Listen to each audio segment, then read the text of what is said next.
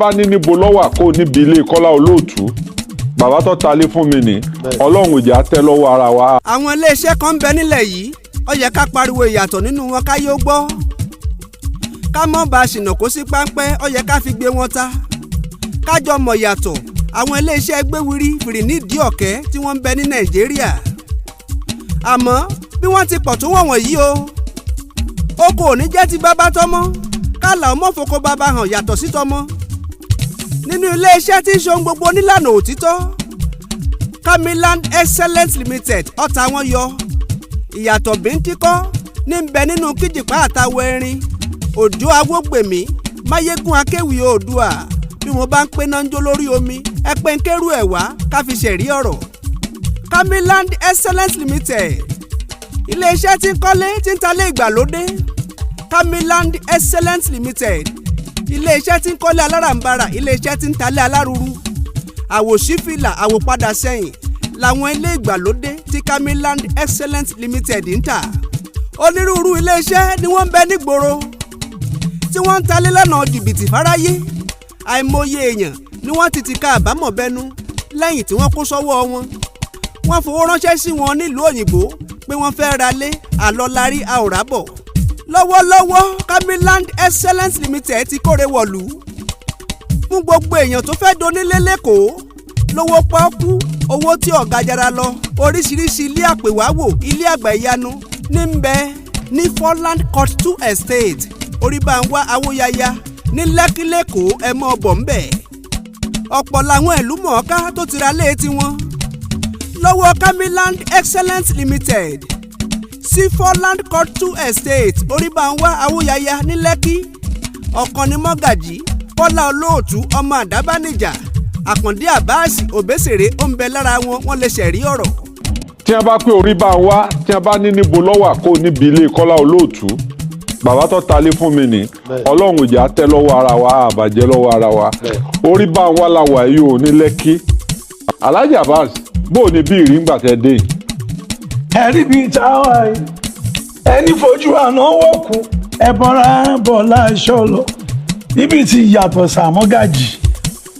wọ́n ti parí gbogbo eléyìí ẹ̀yin cameraman ẹ jẹ́ àfilẹ̀ yìí hàn. 5 stories building ilé olókè 5 tó ní lift ẹ̀rọ agbénigòkè lé nínú ó ń bẹ́ẹ̀lẹ̀ fún rírà lọ́wọ́lọ́wọ́ ẹ sáré wá ẹ wá jẹ nínú àǹfààní promo tí ń lọ December ló ti bẹ̀rẹ̀ yóò parí lópin January ẹ mọ́ fàkókò ṣòfò bó bá wá ṣe pé duplex lẹ́yìn fẹ́ duplex 8 lọ́sẹ̀kùnlẹ̀ ẹ wá ra tiyín kọjọ́ tó lọ 90 million naira ní duplex kọ̀ọ̀kan ọ̀hún àmọ́ lọ́wọ́lọ́wọ́ ó ti di 75 million naira 30% discount ó ti kúrò ńbẹ̀ 3 bedroom terrace tún bẹ 40 million naira nìyẹn bá dé 2 bedroom terrace 35 million naira lẹ́ọ̀rà yẹn ẹ mọ́ fi para ẹ dàgìrì wá pẹ̀lú 25 million naira kẹfìrà 1 bedroom terrace ní Foreland Court 2 Estate oríbànwá awóyaya Lẹ́kí nílùú Èkó ilé ìgbé táyíká rẹ̀ rẹwà púpọ̀. ẹ tún wá gbọ́ àwọn àǹfààní ńlá tó ń bẹ àyè ń bẹ fún yín láti kọ́ san 10 million naira sí 15 million naira lórí 3 bedroom 2 bedroom àti 1 bedroom terrace tẹ́ ẹ fẹ́ rà lọ́dọ̀ wọn oṣù 6 sọ́dún kan péré ń la àǹfààní tẹ́ ẹ ní láti san gbogbo owó ẹ̀ délẹ̀ àǹfààní tún bẹ fún gbogbo ẹni tó bá fẹ́ ra duplex tí wọ́n ń tà ní 75 million naira ẹ lè máa san wẹ́rẹ́wẹ́rẹ́ títí tẹ́ fi san tán fọ́dún kan àmọ́ 50 million naira sí 20 million naira lẹ́ẹ̀kọ́kọ́ san kalẹ̀ kẹ́tọ́ mọ́ san èyí tó kù wẹ́rẹ́wẹ́rẹ́ Kammyland Excellence Limited wọ́n fọmọ yọ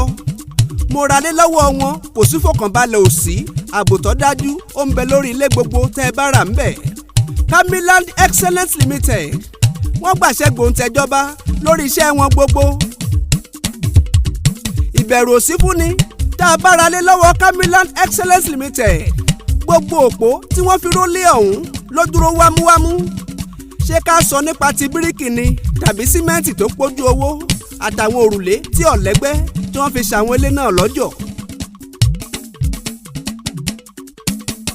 Alhaj Kamal Ọláwọní mẹ́rin ló wà ń bíbá yìí. láláṣẹ iléeṣẹ́ Kammyland excellent a tún limited tó ní kárí ayé. mẹ́rin ń bíbá yìí. ẹ lè a ní gbá wọn mẹ́rin láago. lẹ́hùn yẹn. mẹ́rin tuntun mẹ́rin tuntun míì tó jẹ́ duplex. mẹ́rin sàlẹ̀ mẹ́rin sàlẹ̀. ní duplex. bẹ́ẹ̀ ni. ṣùgbọ́n àwọn mẹ́jẹ̀ẹ̀jọ ẹ ti lọ. láti àwọn lọ sí mẹ́jẹ̀ẹ̀jọ ti lọ, Folland a ti Court ta wọn. Estate. ẹ wọ mọ́tò tí lọ sí Làkúwẹ́ látàjà kẹ́ ẹ bọ́lẹ̀ lórí bá ń wá ní Davitech ẹ ó ti rí àwọn ọlọ́kadà níbẹ̀ ẹ sọ fún wọn pé Folland Court Estate lẹ́ ń lọ ó yá o ẹ jájọ lọ sí Folland Court Estate orí bá ń wá awóyaya Lẹ́kí lẹ́kọ̀ọ́ ká lọ́ra lé tiwa promo ń lọ lọ́wọ́lọ́wọ́ Òjó Awógbèmí Máyégún Akéwì Oòduà mo ti forin ṣòfófó ọ̀rọ̀.